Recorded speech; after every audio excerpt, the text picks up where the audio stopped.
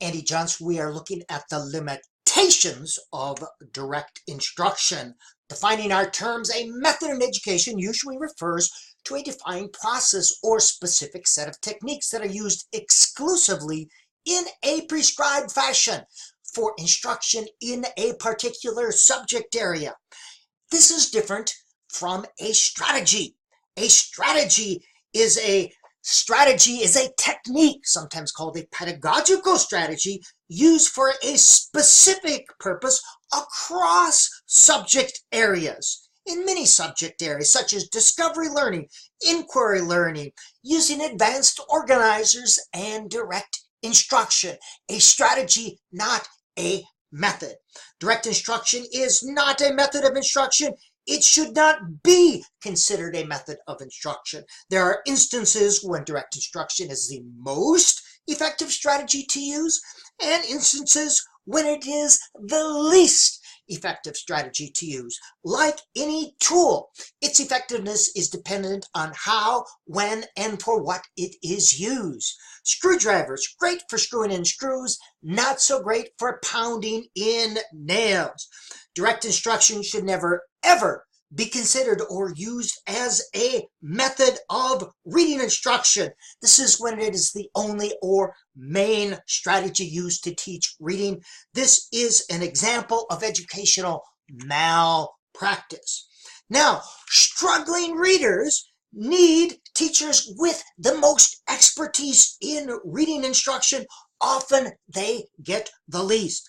A special education degree is not the same as a reading specialist. In most special ed programs, I would say in all, there is not nearly enough literacy methods, coursework, how to teach reading and how to teach writing. But yet, 70 to 80% of all students in special ed resource rooms are there with deficiencies in reading and writing.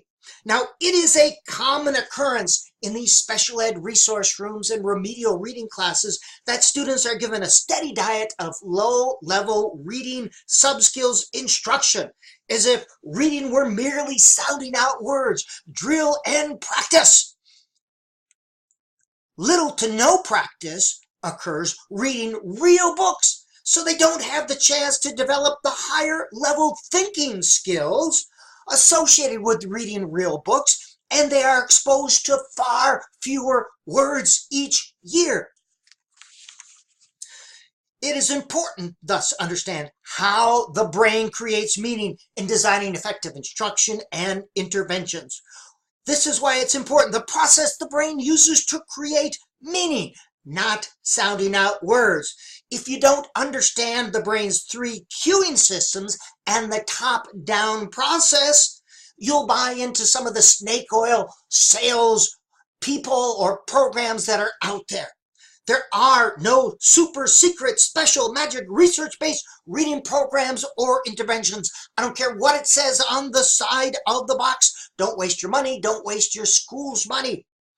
As well, there are no super secret special education strategies that only special education teachers with special ed training are qualified to use.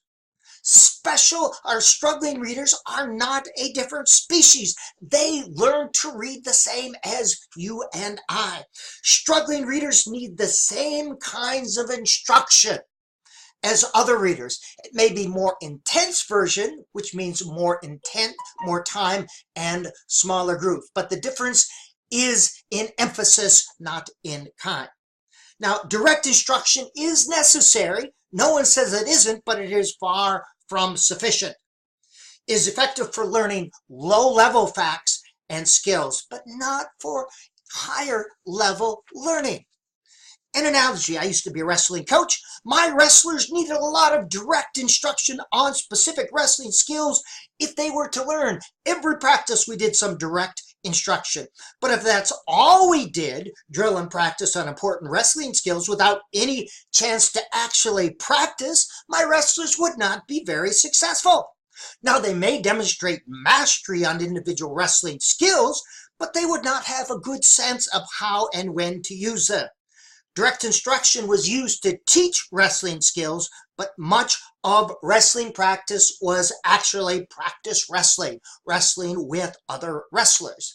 So the question is, what do you do if you want to get better at something? Well, of course, you practice. So we should think of it not as reading class, but as reading practice, because practice doesn't make perfect, but it makes better.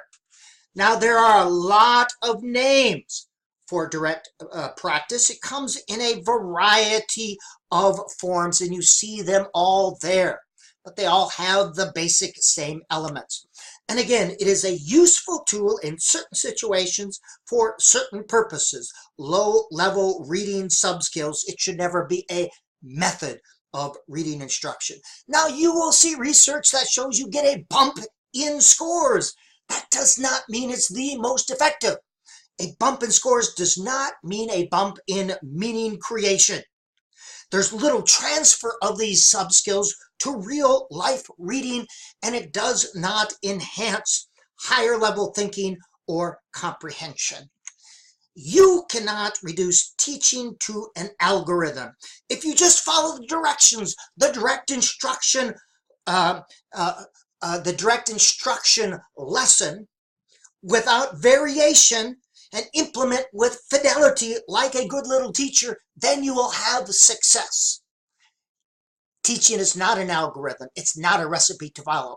Effective teaching is different from Humpty Dumpty teaching. This is when you break something apart and help children put it back together again. You teach the little parts. Students learn complex things best from whole to part. When you can see the whole picture, you know where the little puzzle pieces go. When you are immersed in the authentic act of reading, then you understand where these reading subskills should go.